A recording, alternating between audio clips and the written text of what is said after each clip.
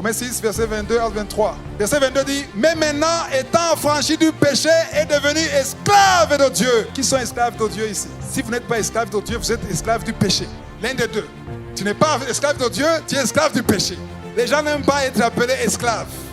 Parce qu'un esclave n'a pas de droits. On veut être des serviteurs qui sont payés, qui ont des droits, avec des syndicats, des travailleurs. Devant Dieu, il n'y a pas de démocratie, il n'y a pas de parlement, il n'y a pas de Sénat. Il n'y a pas de représentant du peuple, c'est Dieu qui décide. C'est ce qu'il voulait faire pour Israël, même s'il ne voulait pas. Dieu voulait être le roi d'Israël.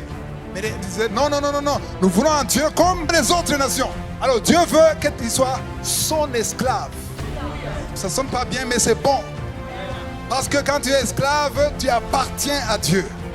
C'est lui qui te commande. C'est lui qui fait ce qu'il veut.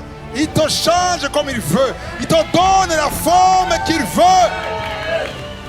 La raison pour laquelle nous lamentons tous les jours, c'est parce que nous ne voulons pas être des esclaves de Dieu. On veut être des employés qui ont des droits. Il ne faut jamais dire à Dieu, c'est mon droit. Quel droit? Par rapport à quelle loi? J'ai choisi d'être esclave, non du diable, non du péché, mais de Dieu.